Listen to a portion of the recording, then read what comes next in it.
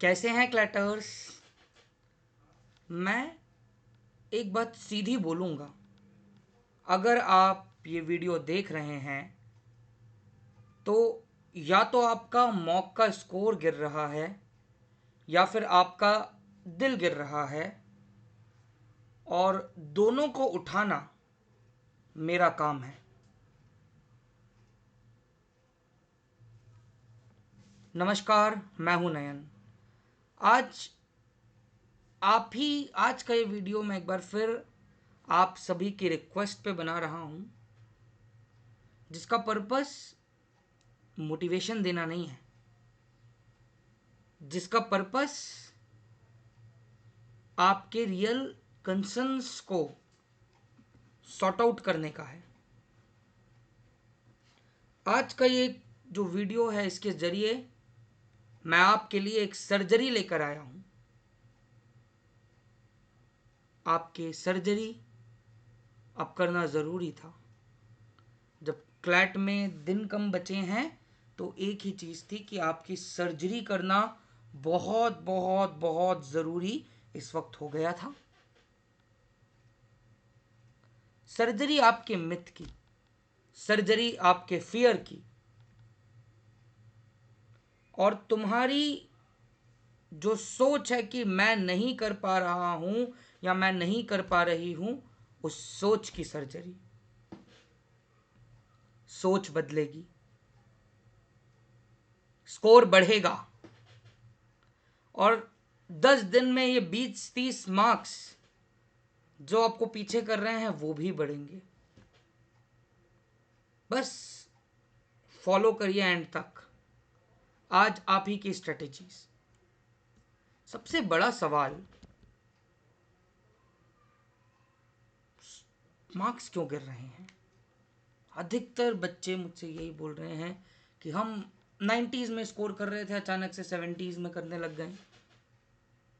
हम 100 के पार भी गए हैं, अभी 50 भी नहीं आ रहे हैं। एकदम से क्या हो गया।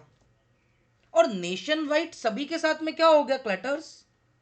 चलो आपके अकेले के साथ होता तो दिक्कत थी, ये तो इंडिविजुअल प्रॉब्लम है, पर कॉमन प्रॉब्लम के रूप में इस कॉमन लॉ एडमिशन टेस्ट में जब 10 से 12 दिन का खेल बचा हुआ है, अधिकतर बच्चे ये कह रहे हैं कि यार हमारे स्कोर्स जो हैं भैया वो गिर रहे हैं।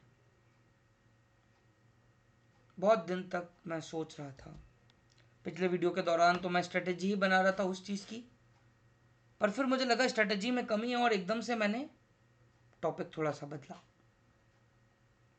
पर अब मुझे लगता है वो राइट टाइम भी है, राइट स्ट्रेटेजीज भी हैं।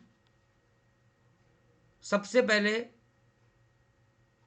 Let me speak very frankly the very very harsh thing, the very very harsh truth. सबसे पहले सच बोल देता हूं, मार्क्स नहीं गिरे हैं आपके, आप गिर गए हैं। क्या क्लैट का पेपर चेंज हुआ? Answer is no. Passages tough हुए? Answer is no. क्या कंपटीशन टफ हुआ? Answer is big big no. Competition tough हुआ है, जी हाँ। पैसेजेस टफ नहीं हुए हैं। आपने इससे भी टफ टफ पैसेजेस जब से मॉक स्टार्ट किए हैं, जब से क्लैट स्टार्ट करी है, आप देते आ रहे हैं। तो क्या पैसेजेस टफ हुए हैं? नहीं। क्या क्लैट का पेपर का पैटर्न चेंज हुआ है? नहीं। कंपटीशन टफ हुआ है, हाँ। और तुम same speed, same pattern, same panic के साथ मॉक दे रहे हो, और जब आप ऐसे स्पीड के साथ, ऐसे पैटर्न के साथ में मॉक्स दे रहे हैं, and you are thinking that the result would be different, नहीं हो सकते। बेटा बेटा, ये क्लैट है, ये पढ़ाई की क्वांटिटी नहीं देखता, सोच की क्वालिटी देखता है। बदलती है स्कोर्स को, जो स्कोर्स हैं, जो आपका रिजल्ट है, ये आपकी सोच की क्वालिटी बदलेगी, पढ़ाई की क्वांटिटी नहीं। मैंने अक्सर बोला है कि मॉक आप क्वांटिटी में दो, ज़रूरी नहीं है, मॉक की क्वालिटी समझ में आनी चाहिए। देखिए, हम कुछ 4-5 बातें कर लेते हैं। नंबर 1 थिंग, तुमने सॉल्विंग पैटर्न बदला ही नहीं। Every mock comes up with the same strategy for you. Strategy का मतलब ये नहीं है कि आप जी के पहले उठा रहे हैं तो उसे उठाना बंद कर दें, but you are repeating the same mistakes in every mock. This is the number one thing कि आपने सॉल्विंग पैटर्न नहीं चेंज किया। आप मॉक को पेपर समझकर अटेम्प्ट करते हो। मॉक को एक एक्सपेरिमेंट लैब समझिए। This is not the judgement day. यहां से आप अपनी स्ट्रेटेजी न्यू बना पाएंगे जब आप इसे एक्सपेरिमेंट लैब समझेंगे। तो तुम एनालिसिस को पनिशमेंट समझ रहे हो, number thing, this is the thing. बेटा एनालिसिस का मतलब पनिशमेंट नहीं है, ये ग्रोथ है। अटेम्प्ट शो ऑफ करता है आपका। अरे अटेम्प्ट ही 60 क्वेश्चन किए हैं तो 100 नंबर कैसे आएंगे? खेल तो आपके 60 तो वहीं आपने खत्म कर दिए। तो अटेम्प्ट, शो ऑफ और analysis is not your punishment. Number fourth, जो फोर्थ रीजन है behind your following score is, आप हर मॉक के बाद अपने ऊपर एक सेल्फ डाउट करते हैं। CLAT rewards confidence more than knowledge. We often see this. M S Dhoni ने कहा था that confident guy is much more better than the talented one. So CLAT rewards confident. आप मॉक के बाद अपने ऊपर डाउट कर रहे हो, उसके बाद में स्कोर गिर जा रहा है। ये सब नॉर्मल है, पर अब नॉर्मल स्कोर चेंज नहीं करेगा। अब नॉर्मल स्कोर यहां से नहीं चलने वाला है। ये सब कुछ नॉर्मल है, ये सब कुछ हम जानते हैं नॉर्मल है, पर ये सब अब नहीं चल सकता। ये नॉर्मल सी, ये things, you need to change it drastically. You need to change yourself. बच्चों आप लोग मुझे डीएम करते हो, नयन भैया पहले मेरा स्कोर 105 आ रहा था, अब 89 आ रहा है, क्या करूं? भैया मेरा तो 70 से ऊपर नहीं जा रहा, मैं खराब हूं क्या? भैया अब मैं आगे, मेरे आगे सब निकल रहे हैं, भैया मैं शायद क्लैट के लायक नहीं हूं।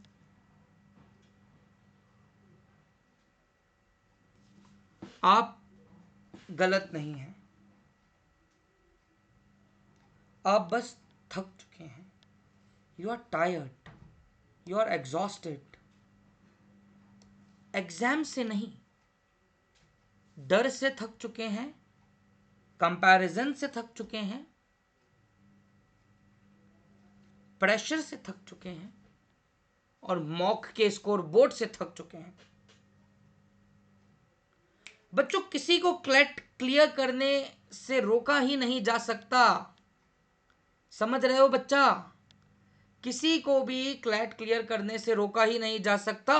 बस उसको कन्विंस करना होता है कि हां हम कर सकते हैं, हां तुम कर सकते हो। आज से, इस वक्त से, और बहुत पहले से ही मैं आपको कन्विंस करता आया हूं, और अभी भी कन्विंस करके ही रहूंगा कि आप ये एग्जाम निकाल सकते हो dear CLATers. And I am confident about एनेशियंस, but I am confident about all of you who is watching this video कि आप इस एग्जाम को क्लियर करके रहेंगे।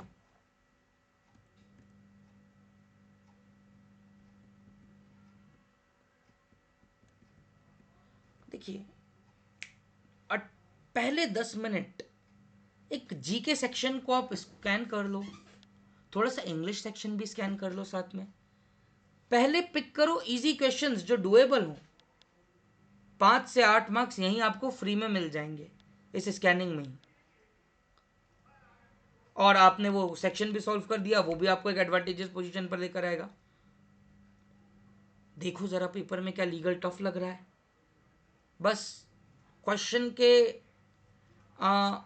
मेन लॉ क्या कह रहा है वो आप समझो, और वो law of the rule of the law वो आपको पैसेज से मिल जाएगा। उस प्रिंसिपल को फॉलो करो, ज्यादा इमोशनल मत होइए। The exam is not about your emotion, so please emotional नहीं होइए। फिर जब आप लॉजिकल में जाएंगे तो पहले इजी सेट्स को करिए, उसके बाद में आप डिफिकल्ट की तरफ जाइए। और जब कहानी आती है ना क्वांट्स में, तो स्टेप वाइज एलिमिनेशन एक गारंटी देता है आपको रिजल्ट की। अगर आप सिर्फ ऐसा फॉलो करेंगे तो 10 मार्क्स गारंटीड है। एनालाइज करिए, अभी अभी आप मॉक देकर के ही निकल रहे हैं, 10 से 15 मार्क्स जंप हो जाएंगे अगर आपने प्रॉपर एनालिसिस किया तो। What you need to identify, step 1, identify your killer mistakes ना। आपका स्पीड नहीं बढ़ रहा है तो स्पीड का मिस्टेक, सिली मिस्टेक, रीडिंग का मिस्टेक्स, और जो ब्लाइंड जेस्चर्स, ब्लाइंड गैस मार करके आप मिस्टेक कर रहे हैं, तो यहां पर आप अपनी किलर मिस्टेक को समझ पाएंगे। हर मॉक के बाद ये चारों राइट करो कि आपकी स्पीड मिस्टेक क्या थी, कहां पर वो स्पीड ब्रेकर आया और आप स्टक हो गए, इमोशनल हो गए, कौन सी वो आपकी सिली मिस्टेक्स थी, क्या रीडिंग में आपने मिस्टेक कर ली, क्या आपने ब्लाइंड गैस तुक्के मार दिए। क्वेश्चन पेपर में अब मॉक एनालिसिस के बाद आप लिखना स्टार्ट कर दीजिए कि आज मेरे मार्क्स क्यों नहीं बढ़े। जब तक कॉज नहीं पता होगा क्योर कैसे ढूंढेंगे, जब तक प्रॉब्लम नहीं पता होगी समाधान कैसे ढूंढेंगे। आपको प्रॉब्लम नहीं पता है, बोल रहे मेरा स्पीड मिस्टेक है, तो स्पीड में क्या मिस्टेक हो रही है? Aren't you reading between the lines? Aren't you done all this things in your newspaper? Layer number 3 जो 5-10 मार्क्स जंप दिलाता है वो होता है टॉपिक रिपेयर ड्रिल। हर दिन आपको यहाँ पे लगभग आधा घंटा लीगल को दो, उससे ज़्यादा दे सकते हो तो बेटर है। 20 मिनट्स लॉजिकल को दीजिए, 15 मिनट्स जी के रिवीजन को दीजिए, 15 मिनट इंग्लिश को रिवीजन के लिए दीजिए, 15 मिनट क्वांट को दीजिए। अगर आप ये रूटीन फॉलो करेंगे 10 दिन के लिए तो मार्क्स आपके ऑटोमेटिकली बढ़ जाएंगे। देखो, कुछ बच्चे मॉक का स्कोर देखकर ही ऐसे रिएक्ट करते हैं कि आप किसी पुलिस की रेड में फंस गए हो, इतना पैनिक। अयो मम्मी, मैं तो 59 पे अटक गया। अरे बेटा, 59 मार्क्स क्लैट में क्या होता है? 59 से बस तुम्हारे दोस्त मीम्स बनाने लगेंगे क्या? कुछ बच्चे मॉक के बाद व्हाट्सएप में एकदम पैनिक हो जाते हैं, थोड़ा पोस्टपोन हो रहा है क्या? अरे आपके मार्क्स आज कम आए हैं तो बार काउंसिल थोड़ी इसको कैंसिल कर देगी, कंसोर्शियम थोड़ी कैंसिल कर देगा या पोस्टपोन कर देगा। रिलैक्स हो जाओ। मॉक्स मार्क्स मैटर नहीं करते हैं, मॉक लर्निंग मैटर करती है। एक मॉक से आपने क्या सीखा, वो लर्निंग आपकी मैटर करेगी, ना कि उसके नंबर्स। स्ट्रेटजीज मैटर करेगी, आपकी वो अप्रोच मैटर करेगी। आपको और कुछ नहीं चाहिए है। मैं आपको एक बात बता दूं, क्लैट के जो 10, 12, 15 दिन बचे हैं, आपकी आईक्यू नहीं बढ़ेगी, आपकी नॉलेज नहीं बढ़ेगी, आपका फोकस बढ़ेगा, और तो ये एग्ज़ाम इजीली हो जाएगा। जो कोई भी क्लैट क्रैक करता है वो ये लास्ट 10-12 दिन ना अपने आप को घबराता नहीं है, पैनिक नहीं करता है। इस पीरियड में आप डिस्ट्रैक्शंस ड्रॉप करते हैं, आप रूटीन को टाइट करते हो, और कॉन्फिडेंस अगर रीबिल्ड कर लेते हो तो आप आपके बेस्ट लॉ स्कूल जा रहे हैं। और बच्चा, exam mode is greater than exam preparation. आज से आप मॉक का स्कोर देखकर रोएंगे नहीं, बल्कि ऑब्जर्व करेंगे कि कहाँ गलती हो रही है, क्या गड़बड़ हो रही है। आज से तुम अपने दोस्तों से कंपेयर नहीं करोगे, सिर्फ अपने कल वाले वर्जन से कंपेयर करोगे। आज से आप क्लैट को रिस्पेक्ट दोगे, आज से आप डरोगे नहीं। हमने बार बार बोला है कि डराएंगे।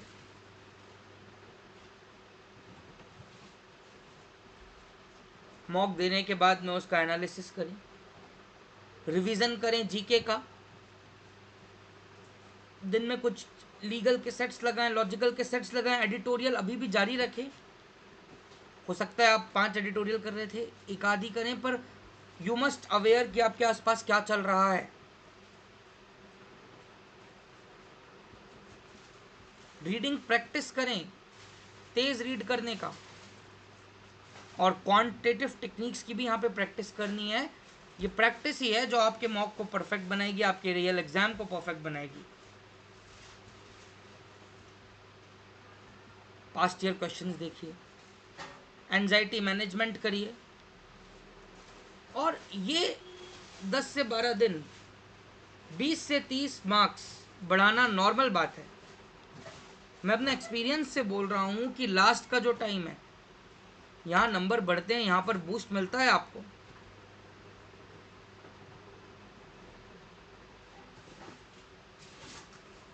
प्यारे क्लैटर्स, मैं एक सोशल वर्कर हूँ।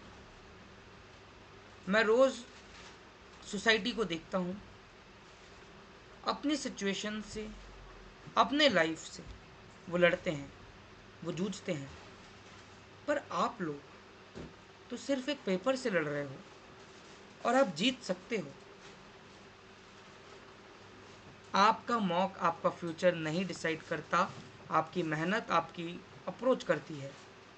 एक टफ मॉक आपका क्लैट नहीं बिगाड़ सकता, और एक इजी मॉक आपका क्लैट बना नहीं सकता। उस दिन क्या होगा, मेन कहानी अब उस पर है, बाकी तो हम प्रैक्टिस कर रहे हैं।